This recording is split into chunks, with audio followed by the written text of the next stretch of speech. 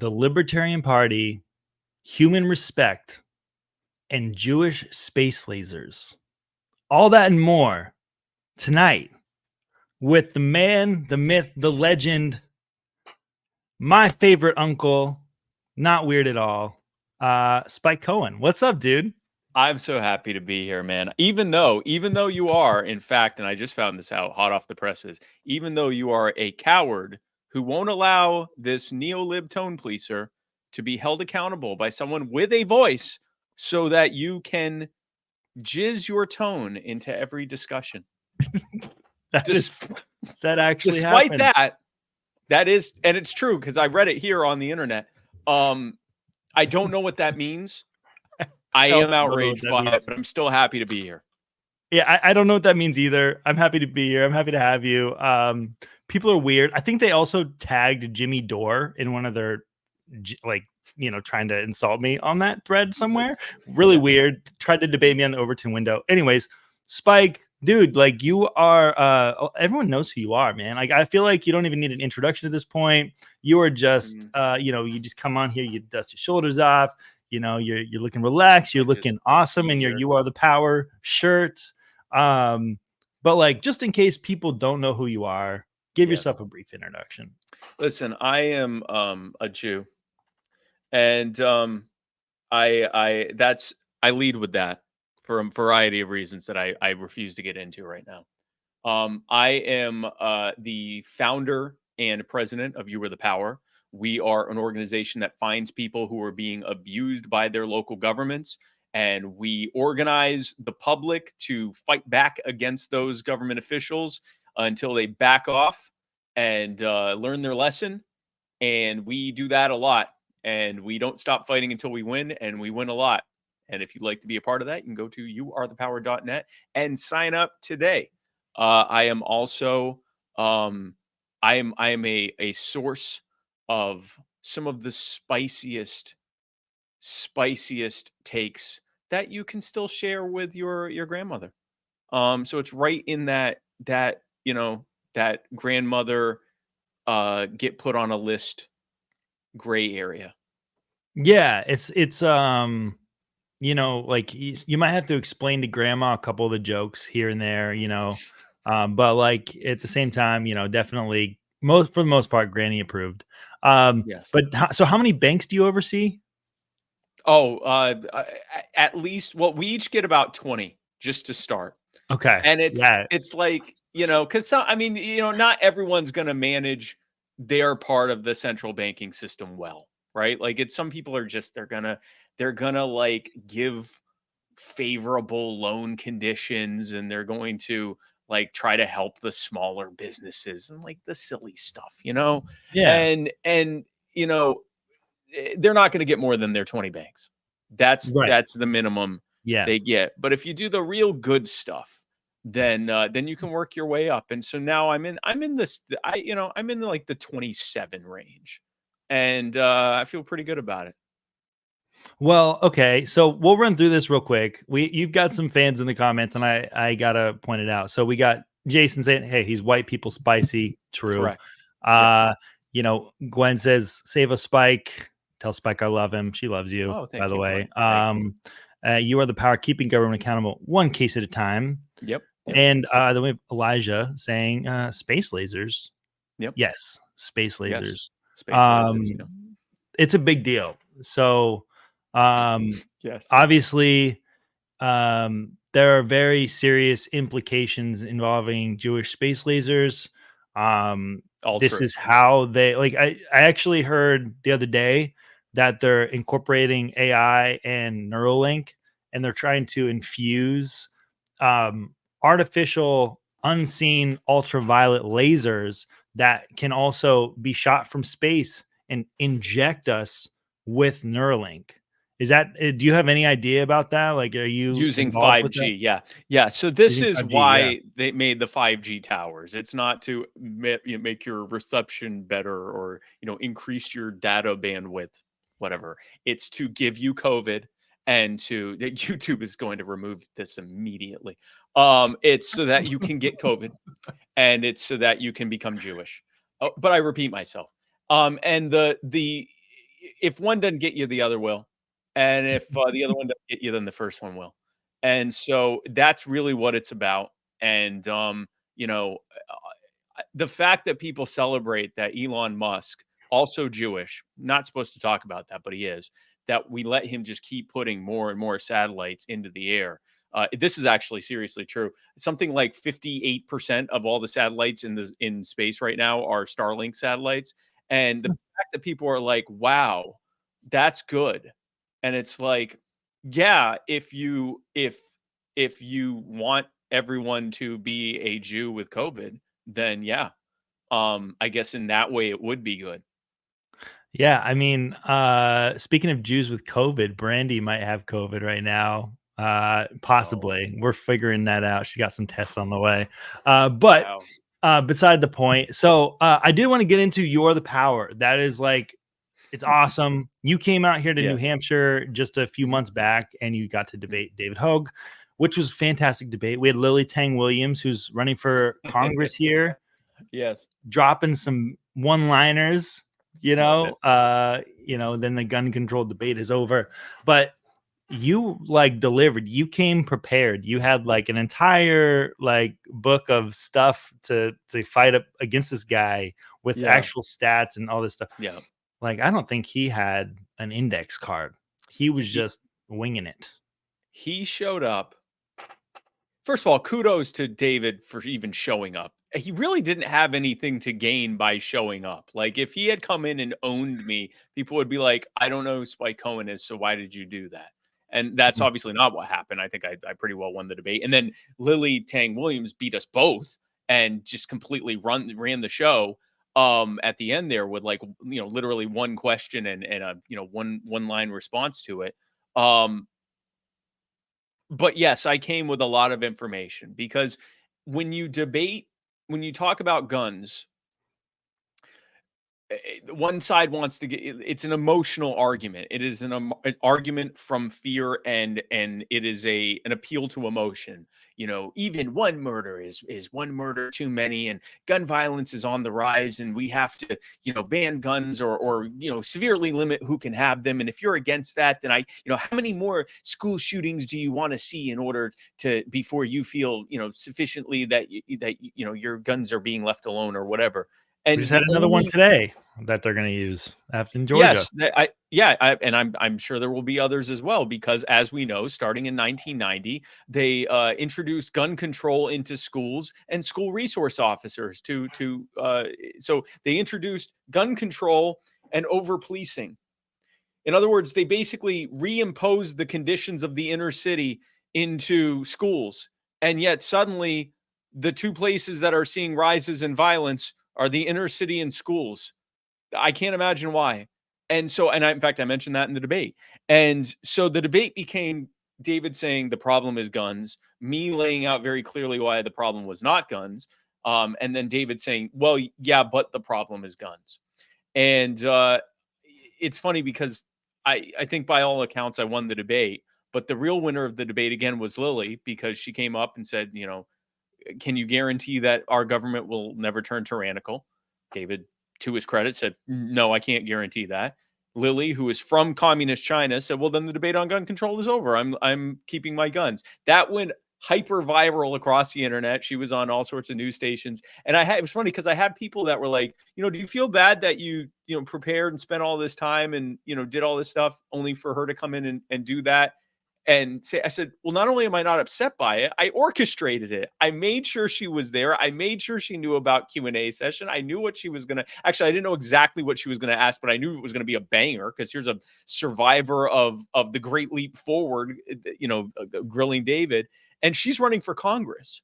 Mm-hmm. If she ends up winning the primary and winning and becoming a congresswoman who could then potentially be in there for 10, 15, 20 years, that is so much of a bigger win for liberty in the Yes. aggregate than Right. me beating David Hogg in a gun control debate. Who cares? Right. Like, it's not even Right. comparable.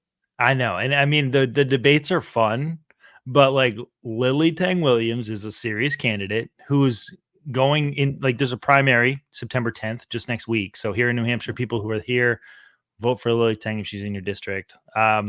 But like seriously, like this is like a real libertarian, right? Like by all accounts, she really is a libertarian. And she, I mean, she was, I believe she was in DC. She's been to multiple libertarian conventions.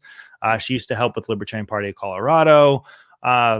Very involved. And now she's running as Republican for Congress. And man, this would be such a win for everyone. She'd be right up there with Thomas Massey and all these other legendary people, and fighting right beside them. Like I would love to see that. And I'm really rooting for her. But the like another part of you coming out here and having the debate, we did do an event where you kind of like got to pitch "You Are the Power" to everybody in New Hampshire, which is really, when it comes down to, it's about individuals going out and trying to make their own difference in this. As to me, it says liberty is bigger than any party, which is, Yeah. like encapsulated definitely by, for sure, Yeah. Lily's campaign, but many other campaigns across the board. Mhm. And You Are the Power demonstrates that. And, you look out for things that are happening on a very decentralized level in people's communities, and you want to help people get through them. Like there's done a ton of stuff. Like, I guess what inspired you to start You Are the Power? And I mean, I think you already kind of mentioned the core mission of You Are the Power, but like it in terms of like what you're looking to be involved with in communities and on a state by state level, Yeah. what are you looking for with that? Yeah. So the inspiration came from, I had been spending years trying to figure out, like, okay, the liberty movement has done a great job of reaching a saturation point with the kind of people that are predisposed to accepting our ideas. People who tend to look at issues and problems and solutions first. So if they hear about like some terrible thing that's happening, instead of doing what most people do and going, "Oh my gosh, this is terrible. Someone please, let's do something, who's going to do something about this?" A a libertarian, someone who's predisposed to becoming a libertarian, is the kind of person who looks and goes, "Yeah, no, that's terrible. Why did that happen?" Like they could see people crying in the streets and blood all over them. They go, "Wow, why did this happen?" And then they look for that. And it's not for nothing that we joke about, the amount of autism in the Libertarian Party and the libertarian movement, frankly. Mhm. But I think we're attracting people whose brains are wired somewhat different in a good way. They see an issue and they go, "We have to do something about that. I'm going to figure it out." And so then, now that they know this thing, right? They know how to deal with this. And so they see a school shooting or a recession or a pending an impending war or a violation of people's rights and freedoms. And instead of, or the rising cost of everything. And instead of going, "Oh, I care so much about you," and "Oh, I'm going to fix this for you," which is what politicians and activists typically do, we say, "Well, here's the problem and here's the solution." And especially because what we're saying is so different than what everyone else is saying, people tend to look at us and go, "Well, you don't seem to care about this." And so we see this play out over and over again, where someone will be complaining about the cost of healthcare, and instead of us going, "Yeah, it's a terrible problem, and we need to do something about this," and empathizing with folks and then talking about solutions and getting them on our side, we go straight into like, "Yeah, but healthcare is not a right and it's not our responsibility to pay for it. And oh, and also the reason it's like this is because of XYZ." That's going to attract people like us. The vast Mhm. majority of people are not like us. And so this is something I've been tackling for years. Like, okay, I come from a small business startup and background of like, figuring out how to, present something to the public to make your product something that they want. I'm like, how do we apply this to liberty? During the campaign, when I was running for vice president, I kept happening upon people who needed help with a government official that was hurting them in their local community. And I would say, "Look, I'm running for vice president. There's not much I could do," but I would line them up with local libertarians. And then if I could help promote their what was happening on social media than I would. And at the end of the campaign, I found that some of my most viral posts were about those causes. They had nothing to do with the campaign. And I thought, well, maybe that's what we can do. Maybe we can find examples of people being abused by local governments. We can present this to the public with a call to action, not just, hey, get mad about this thing, but hey, here's who you can contact to do something about this. And then in doing so, and then give them another one, and then another one, and then another one, and kind of reinforce their actions and get them involved as activists, and along the way tell them more and more about what it is that we do and why we're doing this, and how a lack of respecting people as individual human beings is leading to these things we're fighting against. Now we're actually creating a movement. And it led to us trying it out as a proof of concept in 21. Worked out amazingly. It led to us launching in 2022. Fast forward to now, we have thousands of members across the country. We are taking on dozens of causes at the same time. We have over a 90% success rate. And we're now in the process of potentially spreading into other countries as well. So it's just Amazing. incredible how it's been taking off. Yeah, and so obviously this is like a nonpartisan thing. You kind of like work across the lines in many cases, Mhm. because that's how things actually get done in the real world. Yep.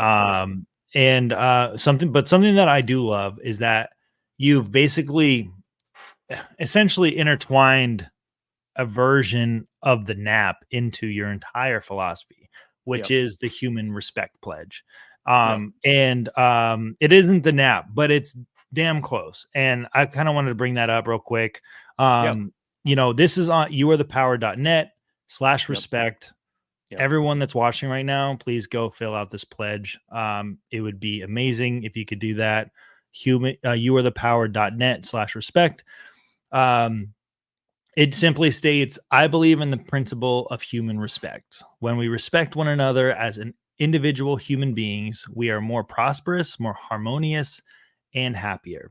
When we disrespect one another by using threats, theft, or offensive violence, we are less prosperous, less harmonious, and less happy. By making this pledge, I affirm my dedication to spreading and acting upon this principle. Together, we seek to create a future of harmony, prosperity, and the celebration of our individual humanity. Yep. That's the core value basically of You Are the Power. And Yep. I guess what brought you, like, what made you kind of take this approach of human respect? How So did you arrive to that? so I came across this with my work with the Advocates for Self-Government, and they were talking about the principle of human respect.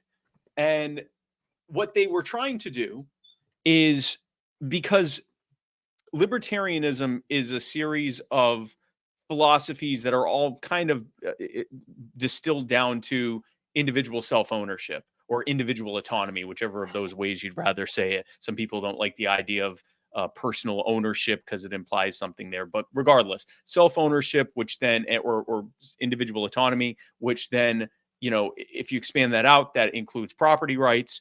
And we derive our rights from self-ownership and property rights. The non-aggression principle is sort of a moral principle saying that we shouldn't aggress upon one another, upon one another's life, liberty, or property. But then the question that we don't like is when people say, why? Why should we not? And we are like, well, because you shouldn't. It's wrong. Who says it's wrong?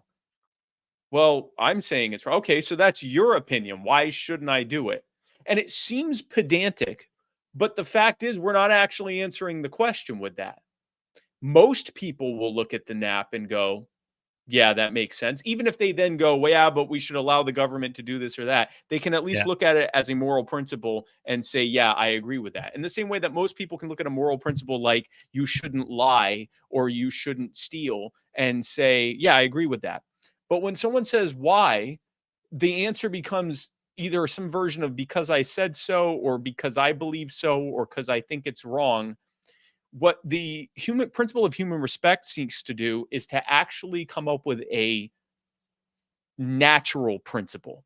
So a natural principle is something like the principle of gravity, saying that there is an exertion of force at, what is it, 1.09 whatever, 9 point whatever meters per You're the second Jew. per I'm not second. me. So Yeah, I was whatever it is, but that is an inviolable principle.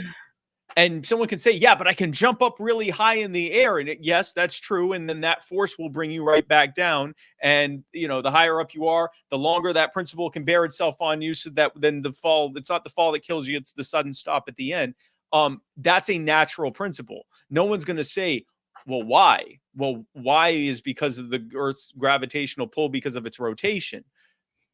But there's no like, well, I don't agree with that. Okay, you don't have to agree with that. It is a natural principle that is simply true and can be proven. yeah, And so what the principle of human respect does, the natural principle of human respect is, when we do not respect each other as individual human beings, when we use aggression, when we use coercion, when we use theft, when we use fraud, on the aggregate, there is going to be less harmony, less happiness, less prosperity. Conversely, when we do respect people as individual human beings and don't use aggression and don't use, and aggression meaning like aggressive, offensive force. You can use force to defend, but not to assault, not to attack. When we don't use coercion, when we don't use fraud, then there is more prosperity, more harmony, more happiness. So then the moral principle becomes, I will not use aggression. I will not use fraud, and I will not use coercion against others, because naturally it's better for me and everyone else to not do that. And so we're taking the nap, we're taking the moral principle that is the nap and giving the natural principle behind it of why that is. So when someone says, why is aggression bad, why is force bad, why should you not do these things, we can say, well, because it creates net less of everything that we want. Every person wants to be happy, every person wants to be prosperous, every person wants to have more harmony, at least in their personal lives. Well, if we want more of that, then we have to do the things that lead to more of that. What we then do is, through these causes, whether it's an example of a family being torn apart by an out of control child protective services, whether it's an example of someone that's having their home stolen from them by an out of control city council, whether it's an example of we saw this a couple days ago, of a woman who spoke out at our city council in about Arizona, yeah, in Surprise, Arizona, awesome. that is, and we're working with her on that, was arrested in front of her daughter because she said, I would like some questions answered about how much some of our city employees are being paid. Every single one of those, at their core, are examples of people, government officials, which are just people like anyone else, people not respecting other people as individual human beings, and then using aggression, coercion, and fraud against them. And we see the suffering that's caused. Excuse me. So then not only are we then giving people causes that they can act on, but in the underlying message behind all of them, in the wording that we give them to share to others, we're explaining why that happened, which is a lack of human respect. And we're also explaining the solution, which is human respect. And so we're also, in doing it that way, we're recognizing that the answer isn't to get people to adopt our principles first, our philosophy first, and then start taking action. The solution is to get people to start taking action and giving them reinforcing step after reinforcing step that they are good people who are doing good things and being a part of a community of good people doing good things. And along the way, we share our philosophy with them. That's how most people get involved. That's how the world works. Like, Yeah. it turns out, if you give respect, you tend to get respect in return most of the time. And it's not all the time, but like, I think this is something that like libertarians need to do better at. Like, we're not good at talking to people. We're edgelords on Twitter, where we can be rude to each other. We tend to look down at people who are, say, normies. But like, really, like, if you're out touching grass, talking to normal people in your community, the people who actually live next to you, turns out they probably do have a lot of the same concerns you do about the government. Maybe not all of them. Some of them might be, completely gonzo, right? But at the same time, you know, this is a way that you can be involved with your community. You're the power is, and you Yep. can make a difference on a nonpartisan scale, but also like plant seeds of liberty. And I Yep. know that you've got already seen some fruit in that. Like you've had a lot of people, that have seen, maybe had a certain perspective of libertarians or libertarianism, or they didn't even know what it was. And Yep. because of generosity, because of you're the power and the work you've done to build that community, it does bring people, in favor with libertarianism or libertarians, or even become libertarians, Yep. Yep. um, and just starts with normal conversations too. So And a lot of the people, we have people that are active and are some of our most active activists on cause after cause after cause, who are still considering themselves not libertarian. They're still considering themselves something that we would call authoritarian. They still consider themselves a Republican, a Democrat, a conservative, a moderate, or whatever they consider themselves. So here's what that means, because not everyone, we're never, even the most popular movement on earth is never going to get everyone, and they might not even get the majority of people behind them. But if we're able to get people to get involved in our causes, share not just our causes and our calls to action, but our underlying messaging behind it, then the worst case scenario is that people who otherwise would be our opponents, because they don't consider themselves libertarian, and when I say libertarian, I don't mean the party, I just mean the philosophy. They sure. don't consider themselves one of us. They're still out there being some of the most active people spreading our words and our actions and our movement. We're leveraging our political opponents to do work with us. So Eh, the best case scenario is they actually join us in terms of their adoption of our principles. The worst case scenario is they just join us in adoption of our actions. Either way, we're winning. And I agree, and I think that, if I was to suggest anything to libertarians, who, like, some of them are very, like, the libertarian party itself is usually pretty torn up, and like they're always fighting with each other. It's been like this forever. Like, Yeah, since it's I always started been getting this way. involved, like Yeah. they're always arguing about something, like, and people don't agree on anything. It's just how it is. It's just real life. Yeah. But if you're in disagreement with things that the party is doing, I would suggest going out and actually doing something that is important for liberty. It doesn't have to necessarily be with You Are the Power. I would say people Yeah. should go to You Are the Power and try to find a way to get involved with that, and like, find things in their community that they can go help and plant those seeds of liberty. Yeah. But everybody has a role to play in this thing called the liberty movement.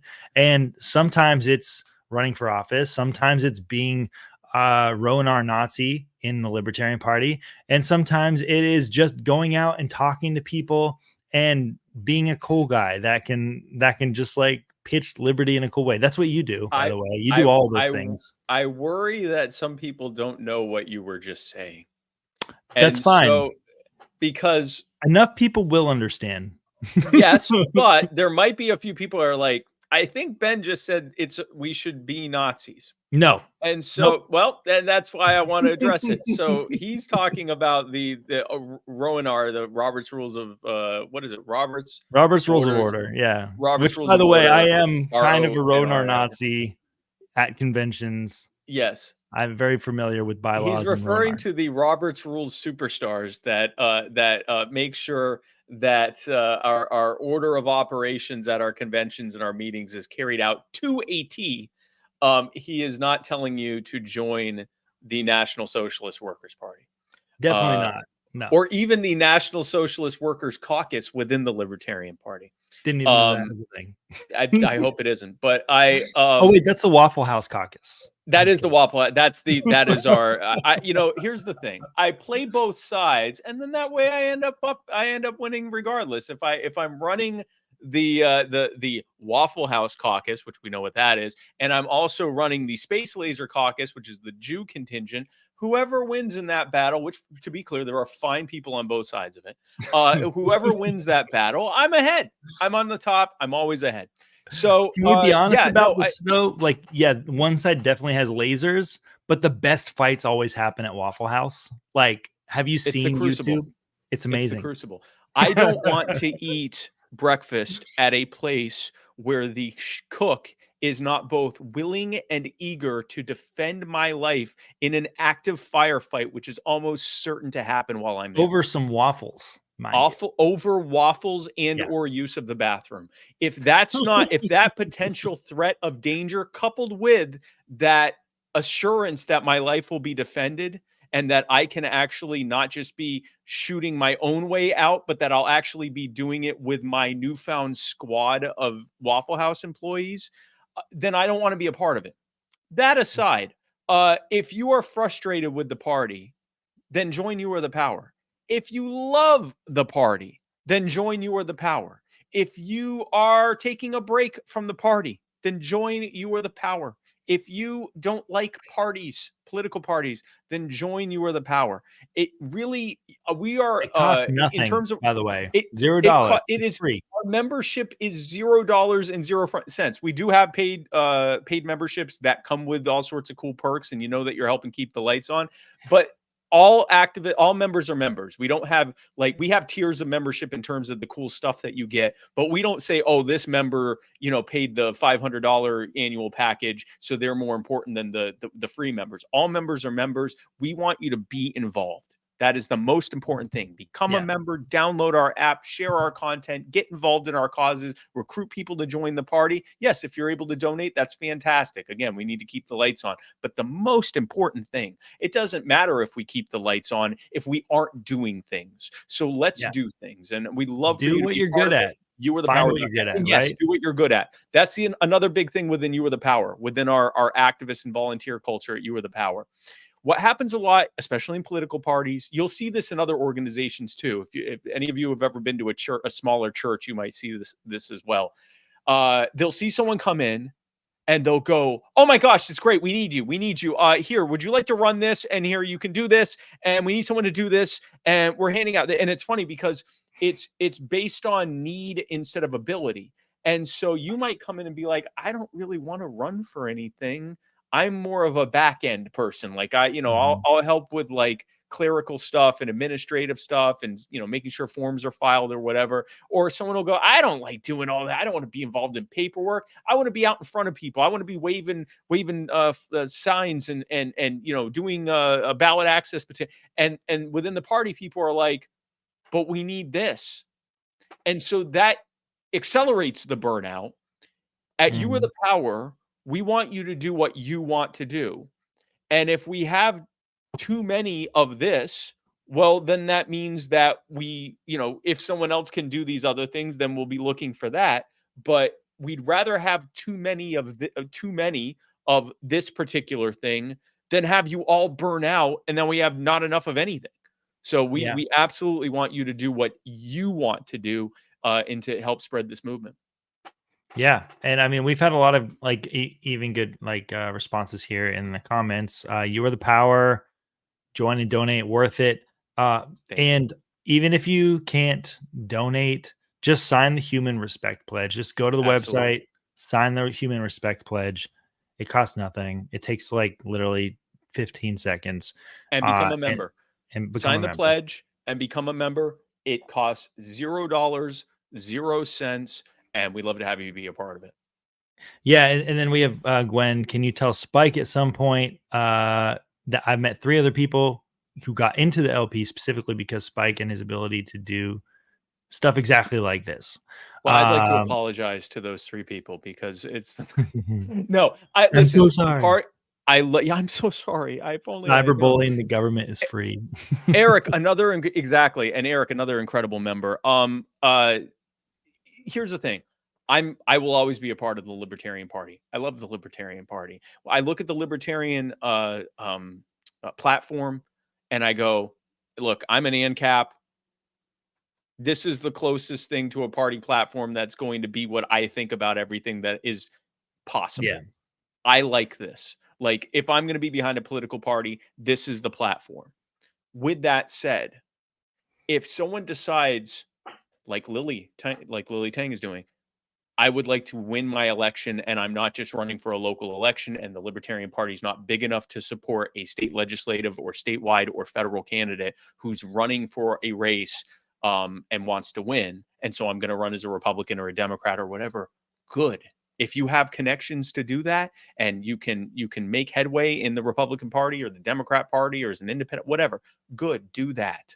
On the aggregate, you are helping spread liberty.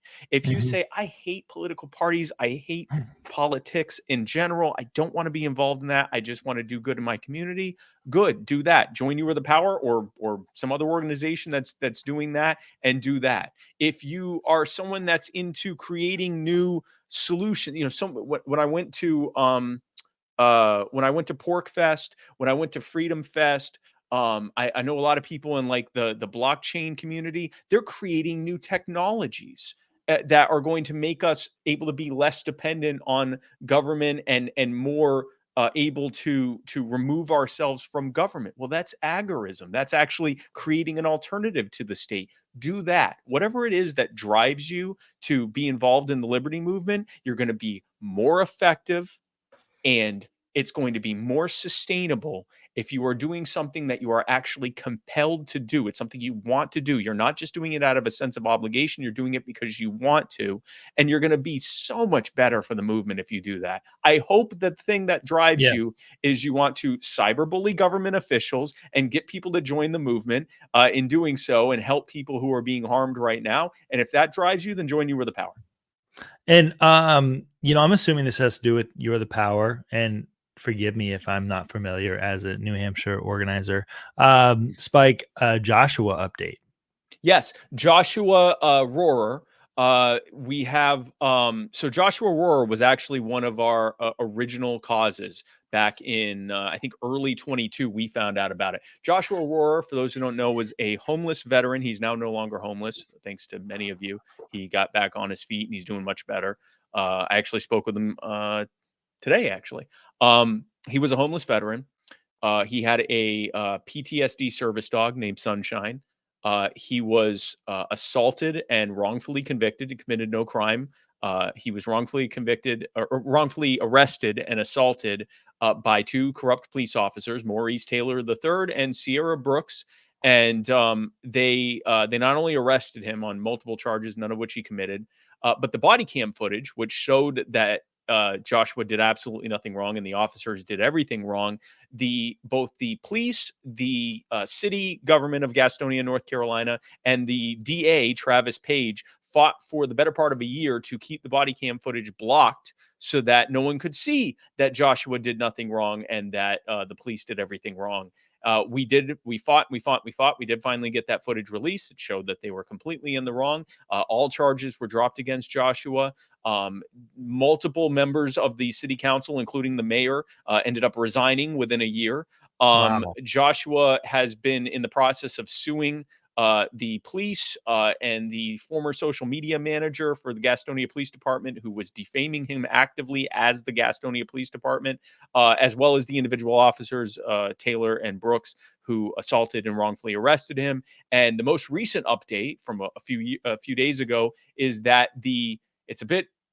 I'm going to try to give the distilled version of this, but basically, a magistrate court judge who was given this information and had to decide what to recommend to the trial judge. The magistrate judge has recommended denying qualified immunity to the officers for all but one of the claims that Joshua has, and has also recommended allowing the case overall to proceed and not to dismiss it. So we're hoping that the trial judge goes forward with that recommendation, or even goes further and denies qualified immunity for everything. If that judge does go ahead with denying it, then Josh will be free to continue his lawsuit against the city and Rick Goodale, the disgraced former social media manager, and these officers as well, individually, not just the city, not just the police department, but the individual officers will be sued as well. So we will definitely keep people updated on that. But this is what we do. We find people who are being abused by their local government, and we don't just rally the public, but we also help these people get the resources they need to be able to do things like fight in court, get back on their feet, find other people who are, facing the same things they are, so they can have a community of people that are fighting back against this. We're doing that with these families across the country who are having their children stolen from them by child protective services. We're doing all these things both in front of everyone and in the background to help the people that are being harmed by government, to help get these government officials off their back, and in doing so to build a movement that can not just take on more of these causes, but can also take on bigger causes in the future, and that understand the underlying principle behind why we're doing all of this in the first place: demanding individual human respect. And I do have another question. So, obviously you're very busy growing You Are the Power. You want to make this into like a powerhouse. You really want to like to grow all 50 states, have organizers, and everyone's kind of contributing, right? Yep. Now, at some point, would you, and this is going to be a carrot on a stick thing for a lot of people, but are, will you What could you consider? possibly be asking? I know. Here, hold on a second. I just want to prepare myself because I feel like you're about to live on, I guess we can call this TV, live on the internet. You're going to ask me a question that I've not only never heard before, but I've never even thought about before. So give me a moment. I just like to prepare myself. I'd like to align my cheese with my chakras, and I just like to if we can all, I'd like to just take in this moment and prepare myself and have a little bit of water. I just want to make sure I'm well hydrated and my electrolytes are balanced. Yes. If I had time, I'd In make sure my nose is powdered. I don't want to be like too I shiny, think but everybody wants to go know, ahead. in 2028, will you run for the governor of your state? That's good. I like that. I have considered it. My understanding is so South Carolina's ballot access rules are weird, and it's so ours isn't based on signatures. It's based on paying this absurd fee to Right. run. Yeah. So it's like, do I want to raise? I want to say it's like $10,000 just to hand to the state of South Carolina to run for a race that, let's be clear, I have no shot of winning. Sure. I lean against it. I haven't ruled out anything. I haven't ruled out running for anything. I was actually very interested in there was some people that said, well, if you move to New Hampshire, you can run we can try to get you in as the gubernatorial candidate in the Republican primary. And I said, you know what? I mean, the odds of that happening are essentially nothing. But if that did happen, I would laugh very hard. But I so I know that haven't ruled out you anything. mentioned that you were not a snowbird. I'm not a snowbird. I any kind of no, I'm not a snow Jew. Snow Um, Jew. That's I right. That's I right. if I and it's funny, I have family in New Hampshire and in Vermont. I love the area. I love it from like mid-May until now-ish, maybe a couple weeks later. And then I hate it again. I hate being, well, I don't hate it. I just hate physically being there. I am a sun Jew, and I am kind of like a swamp Jew, basically. I need humidity and the heat. So I DC. just spent a, I'm kidding. what's that? DC would be perfect for you.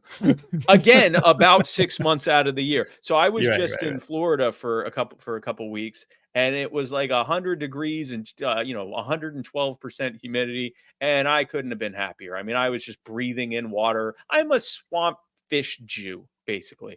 And so I'm like an amphibian of sorts. So anyway, to go back to your actual question, I haven't ruled out running for anything in 28, including running for president in under the Libertarian Party, or I guess wherever else.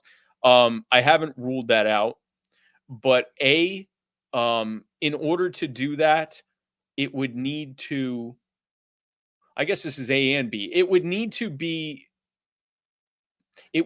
make more sense for me to Yeah. do that than to continue staying where I am at You Are the Power. Yeah. And as You Are the Power grows and becomes more and more relevant and more impactful, the trade-off potential to then run for president, especially running for president, knowing I'm not going to win, and knowing that it's more about just The bringing people to the messaging. movement, Yeah, the right. messaging and bringing people to the movement. But if I'm already doing that and you with the power and being more effective at it, and I don't have to deal with all the bullshit of internal LP politics and people who are like, yeah, I agree with everything you say and you make more sense than anyone else, but I hate you because I want my lesser evil candidate to win. I just feel like there's got to be a lot of benefit Yes. for me to consider doing that. And that's why I In asked, like, if you would consider running for governor. And like, honestly, like, the it doesn't matter what the position is. It doesn't matter what the role is. yeah, Honestly, just like we were just saying, I think everyone needs to like go in the area that is like, not only just it just has to make sense, man. Like, yeah, like, and obviously, like, I would love to see you run for president. Like, I'd vote for you 20 times, right? But at the same time, like, you need to make sure it's worth it for you, that you yeah, can take that time out of your life, because it is a huge commitment to run for president. yes, I think that people like really misunderstand like what that means.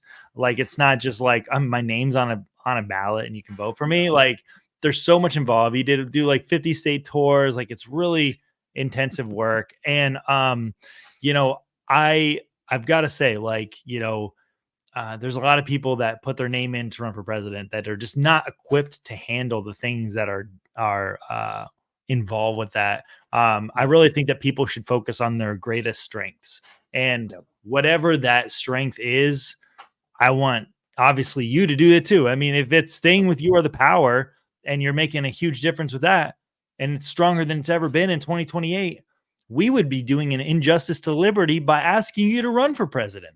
yeah, You know what I mean? yep. And we That's really how I need to see it. like Yeah, take all this in perspective. Like, some people should run for president, and like I said, I'd vote for you 20 times, man. Like, you'd be great. I was stoked about your vice presidential campaign. I'm stoked about you or the power. Everything you touch is just turning into gold. So I love it. It's great. Um, you know, Same time, we need to respect our candidates, and understand that this is way more involved than just getting your name on the ballot. We need to, it's insane. yeah. So when I ran for vice president, not the top of the ticket. When I ran for vice president, I visited something like 37 states, but I visited several of them multiple times. So I think if you included like all the duplicate times I went to Texas or to New York or to Pennsylvania or to Ohio or whatever, it was like 60 different state changes that I did, and that was over the course of like a 7 month period. And I was at the bottom of the ticket. Now, some of that happened. Oh, and then in the final month, not only is that the final month, this is all it, lay it all out, leave it all on the court. But my running mate decided to go back to work full time. And so then I started doing her spots too.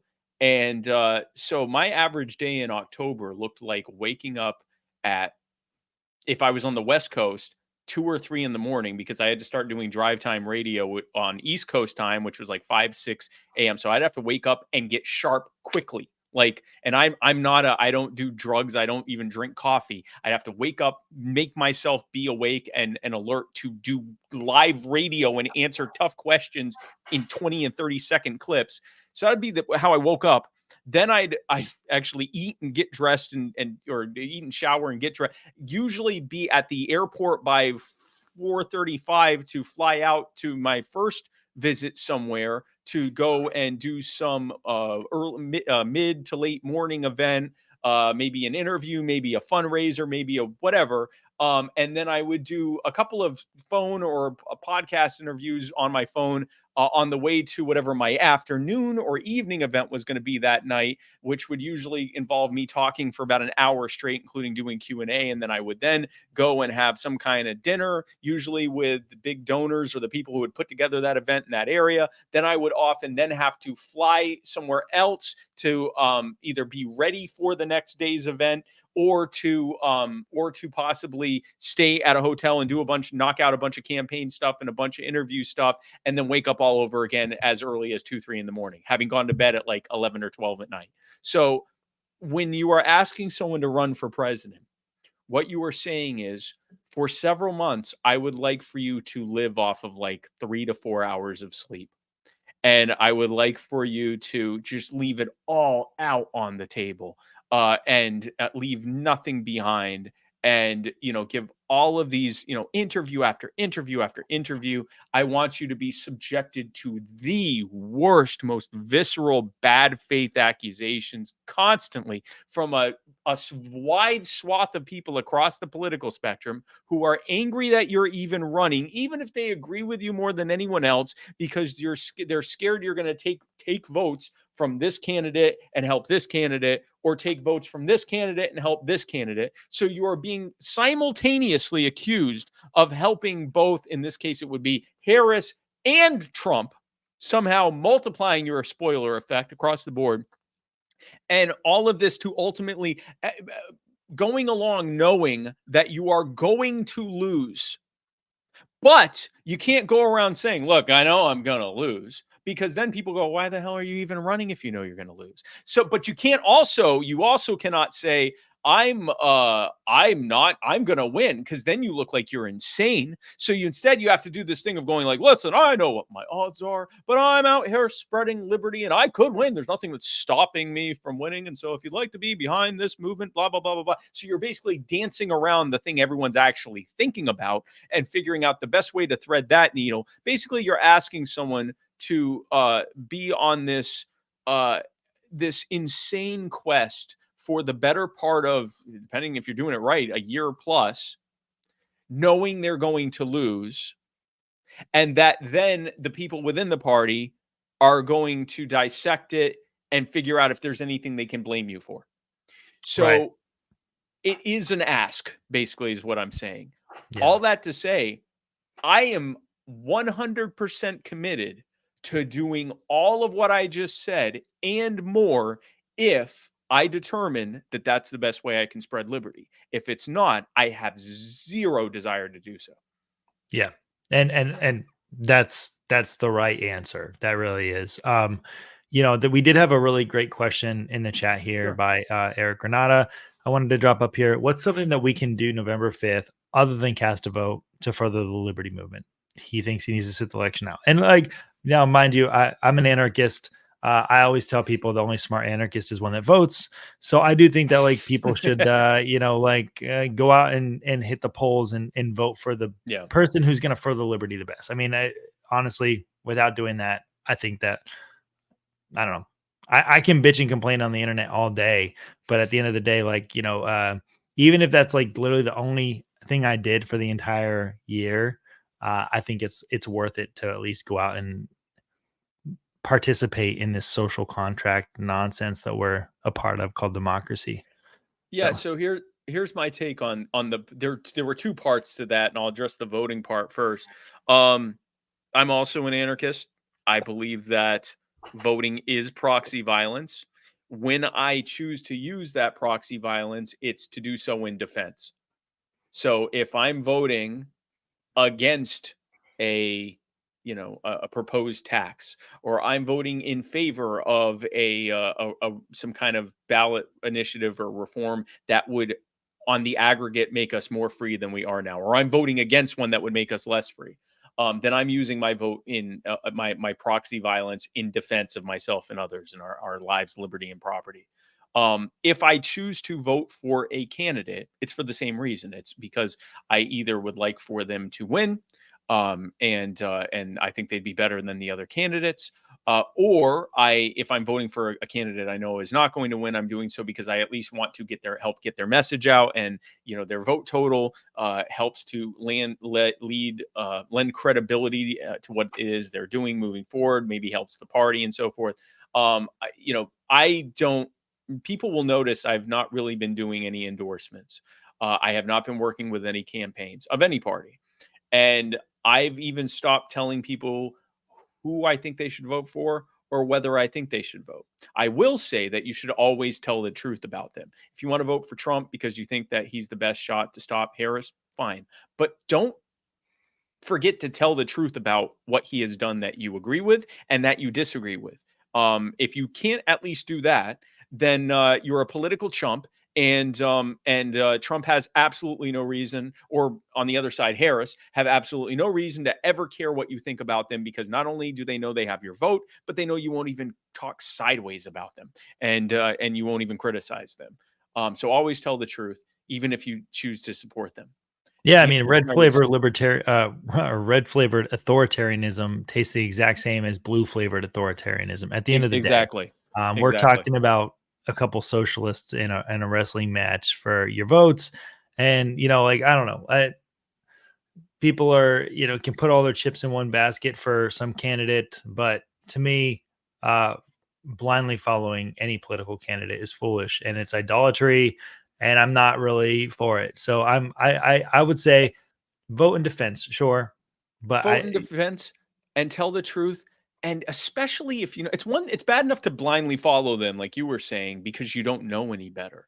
If you know that you're just voting, and I'll use Trump as an example, but you could just as easily say this about the other way, voting for Harris to stop because you think Trump is some great threat or whatever. Either way, if you're like, all right, I'm going to vote for Trump, and because Harris is worse, okay, that's what you're going to do. Great, do it. But if you know that Trump let Anthony Fauci run the country for the better part of a year, and that he actively tried to get governors to get behind Fauci's lockdowns, and he threatened Republican governors who wouldn't do it, and he criticized countries like Sweden that didn't lock down, and he attacked Thomas Massey and Justin Amash for not voting for the CARES Act, to spend trillions of dollars and create trillions of dollars in debt and trillions of dollars in monetary inflation, which led to the price increases that we saw the fall. If you know all of this stuff and you don't say it, or you get mad when I say it or Ben says it, or anyone else says it, because you think it might hurt him electorally, you are a political chump, and you are actually worse than the people you complain about, because you know better and won't say it because you think that it might hurt things politically. And if even the people who know better won't say it, then all hope is lost. Because if the truth tellers aren't telling the truth, if the people that know the truth aren't saying it, even if you still vote for the guy, if you're not even willing to tell the truth, then you're worse than the people who don't know better and aren't saying it because they don't know better. How in the hell are they supposed to know better if no one's telling them?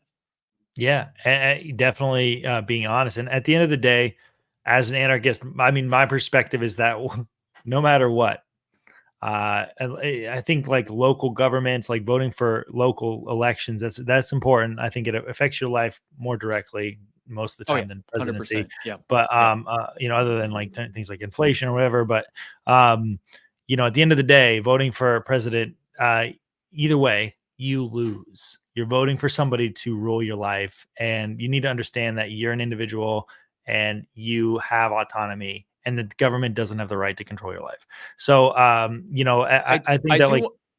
yeah, Can I go on. answer the first part of his question? What Yeah, else yeah. can we do? Sorry. Yeah, yeah. Go ahead. So here are things that I would tell you to do. If you're like, I want to spread liberty, I want to be more involved. Obviously, the first thing I will say, I have both a moral and fiduciary obligation to do so, but it is what I believe. Join You Are the Power. And Eric, you already have joined You Are the Power. So you've already done step one. But the rest of you, if you haven't already done so, please go to youarethepower.net, sign up, become a member. You'll get an email that explains how to download our app. Download our app, get involved, be part of our members only social media groups if you're active on social media. Get involved in sharing our causes and in carrying out and doing our calls to action. All of the things that help spread You Are the Power and spread our message, be a part of that. Another thing you can do is understand, because if you're already liberty minded, then you're probably not normie minded. Maybe you are, but most people are not. And the thing is, the reason we call them normies is because they are normal and we are not. And that's okay. There's nothing wrong with that. In-normal people, non-normal people are the ones who change I the think they world. call them neurotypicals. Yeah, neurotypicals are not usually the world changers. There's nothing wrong with them. They're great people. They are our loved ones and our family members, many of them, but they're not the world changers. Usually not. We are usually the world changers, but you can't change the world without normie coding what you're doing at least enough to get enough of them on board to be a part of it. And so what I would then invite you to do is to pick up a copy, and you don't even have to buy it. It's online. You can listen to it as an audiobook for free. How to Win Friends and Influence People by Love Carnegie. that book. Yeah. Find out how, because what it teaches is how to become someone who cares, listens, internalizes and figures out what people are saying, and then becoming someone who is a true servant leader, who does things in a way that inspires people to join you and to be a part of what you're doing. Essentially, to become a happy warrior, an evangelist, and a salesperson for whatever cause you want to do. Now, the trade-off, the external effects or the side effects of reading this is it will also help in how you message to your loved ones. It'll help you in your relationships. It'll help you with your children. It'll help you in your career. It'll help you in anything that you are doing, because it is how to better relate to people, not by watering down what it is you believe or anything like that, but just the opposite. How to present the boldest incarnation of what it is you believe in a way that actually connects with people, excites people, and gets them to want to be a part of what it is that you are doing. Those are two things you can do tonight. You don't even have to wait till tomorrow. You don't even have to say, I'm going to have a nice meal. I'm going to go to bed. I'm going to, veg out for a little bit and go to bed and wake up, and then I'll do it right now. You can go to youarethepower.net, become a member, sign up today. Then the next thing you can do is you can go to like YouTube or Rumble or on Google or whatever, and just look for the audiobook or the PDF version of How to Win Friends and Influence People, and you can start reading it. And those two things will serve you incredibly in everything you do, including in the Liberty Movement. I love it. And we are pretty much at the hour, but I do want to just ask one more quick question. You should see this coming. You've been to PorcFest. You've been here multiple times. You got family up here. So the real question that everyone wants to know is, when are you moving to New Hampshire? I thought we talked about that. Listen, we did. I am not opposed to illegally claiming residence and going there only it might actually be legal. I am not opposed to some kind of weird Free State project, a project of the Free State Project, if you will, a Free State project of claiming residency to do some kind of weird political machination that leads to my becoming the governor, and then declaring New Hampshire to be a breakaway republic, and inviting all dissidents to come with all of their arms, from which we will begin our battle for the independence of our newfound nation of New Hampshire. I fully support the idea of domiciling you 51% of the time in New Hampshire, hypothetically. Hypothetically. So I appreciate you coming on, man. I mean, we have talked up You Are the Power so much. I will say just again, please go to youarethepower.net. At the very least, sign the human respect pledge. Very least. That there's a lot of work that needs done in the Libertarian Party, in You Are the Power, in your community. Spike, tell us where we can find you, where we can find your merch store, because people were asking about your shirts, about cyberbullying the government. Oh, yeah. Tell us where they can find all that good stuff, just real quick. So, well, if you're looking specifically for our Cyberbully the Government line of products, if you go to youarethepower.net/cyber, that will bring up all of it. It'll bring up the t-shirts. It'll bring up hats. I think it's even on some mugs. We have some festive holiday sweaters with it on it. We got all sorts of great stuff. You can get it there at youarethepower.net/cyber. All proceeds go to help with You Are the Power. And if you want to just check out all of our merch, if you go to youarethepower.net/shop, then you can do that as well. So we'd love to have you do that. If you are looking for my hot takes on the internet and you have somehow not found me yet, you just look for Spike Cohen. I'm everywhere. I'm very loud. You should have already found me at this point. Anyway, so yeah, go on there and you'll be able to find me. And yeah, go to youarethepower.net. If you just want to sign the pledge, if you say, you know what, I don't want to be a part of this. I'm not active. I'm going to be busy reading this book he recommended. Now he wants me to be an activist. Pick a lane. I'm going to read the book, but I'm not ready to be an activist yet. That's fine. Go to youarethepower.net/respect and sign our pledge. We'd love to have you do that. It is a lead capture, and we will then email you. There is no escaping becoming a member of youarethepower.net. If you don't do it now, you'll do it later. So I'm fine with that. But come and check us out, youarethepower.net, and buy our merch, become a member, be a active part of the movement. It's inevitable, and it will happen. And be a part as soon as you can, because we want to spread liberty with you. And Ben, if you are not already doing so, do not just subscribe to the Shut the Punk Up, but also hit the bell, and that way you get notified every time that he goes live. Your phone will buzz. And what I don't want, the last thing that any of you want, is to be having a really just nice moment with your family and your loved ones, and you're sitting there and you're watching TV, or you're at a ball game, or you're just taking in the reasons why we're alive, right? You're with the people that matter the most to you, and Ben has gone live and your phone is not interrupting that moment so that you can watch this. I don't want that to happen. Same dude. Mad respect. You're the best. Thanks so much for coming on. I'm gonna put you backstage and I'll wrap up the show real quick. But I will do it. Thanks so much for being here. I hope everyone enjoyed it. And yeah, I'll catch you in just a minute. Absolutely. Love y'all. See ya. All right, guys. Thank you guys for tuning in tonight. I really appreciate it. Definitely, please do what he said. Hit the like and subscribe button. Share it with your friends. I think this is a really great conversation. And check out You Are the Power. It's freaking awesome. I did, and I'm like deeply devoted to it, and it's a great time. And then also this Sunday, I do have Alex Bernardo from the Libertarian Christian Institute coming on. We're going to talk about some stuff. And then next Wednesday, 9/11, I have Diego Rivera, who's from Bring Our Troops Home. We're going to do a 9/11 stream to end the wars. So that'll be a good time as well. Thanks again for tuning in. Here's my outro. Have a good night.